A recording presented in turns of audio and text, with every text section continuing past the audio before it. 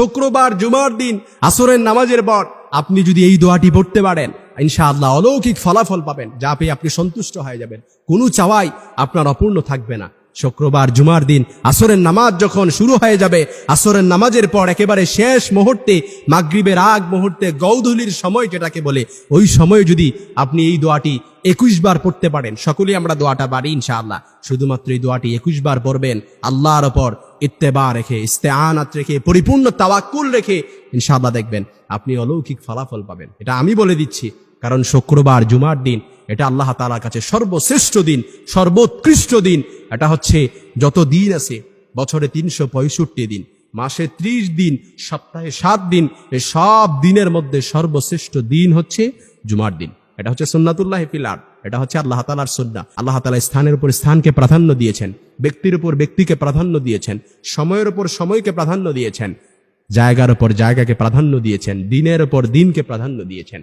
আর এই সব দিনের উপর প্রাধান্য দিয়েছেন জুমার দিন, ঈদুল আজহার দিন, ঈদুল ফিতরের দিন। এই দিনগুলো আল্লাহ তাআলার কাছে সর্বশ্রেষ্ঠ দিন, সর্বোৎকৃষ্ট দিন। এই জন্য আপনি যদি জুমার দিন আসরের নামাজের পর আল্লাহ তাআলার কাছে এই দোয়াটি 21 বার পড়তে পারেন, ইনশাআল্লাহ আমি বলে দিচ্ছি আপনার সব চাওয়াগুলো আল্লাহ তাআলা পরিপূর্ণ করে দিবে।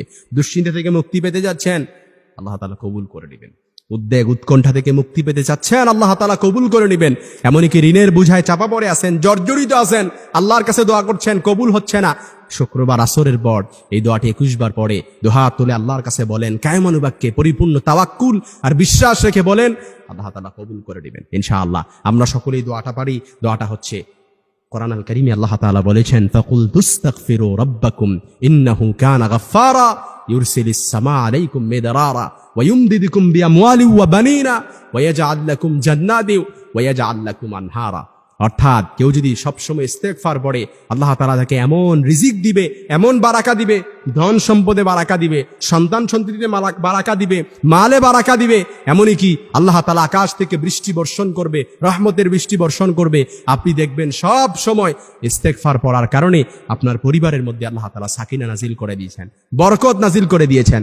অসংখ্য ইস্তেগফার পারি আমরা সবাই, কিন্তু আমি আজকে আপনাদেরকে খুব দামি একটা ইস্তেগফার শিখাই দেব। এই ইস্তেগফারটা 21 বার করবেন, কারণ ইস্তেগফার এটা এমন একটা আমল, আপনি ইস্তেগফার পড়ার মাধ্যমে আল্লাহ তাআলার কাছে আপনি নত স্বীকার হচ্ছেন, অ্যাকনলেজমেন্ট, গুনাহের কথাগুলো স্বীকৃতি যাচ্ছেন, রিপেন্টেন্স, অনুতপ্ত হচ্ছেন, এমনকি আল্লাহ তাআলার কাছে আপনি প্রার্থনা করছেন। এজন্য ইস্তেগফার এটা শুধুমাত্র যেনতেন আমল নয়।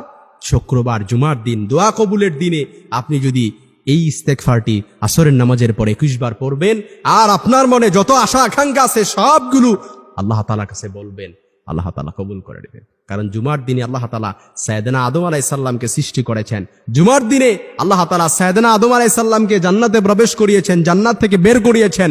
এই জুমার দিনে অসংখ্য ঘটনা ইসলামের সাথে সম্পর্কিত রয়েছে।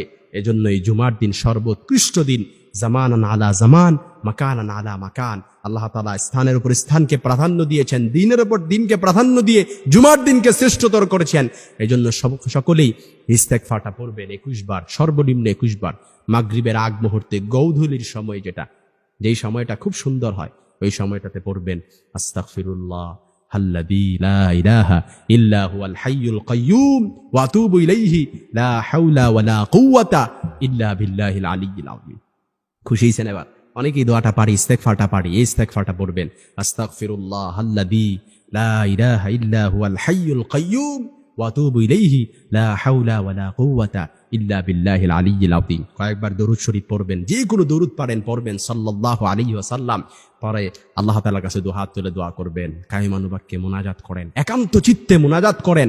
নিজের সব কথাগুলো, দুঃখের কথাগুলো, উদ্বেগ উৎকণ্ঠাগুলো, যত ঝামেলা আছে, যত পেরেশানি আছে, সব কিছু আল্লাহ তাআলার কাছে তুলে ধরেন। গায়বী খাজানা থেকে আল্লাহ তাআলা আপনাকে মুক্তি দান করবেন ইনশাআল্লাহ।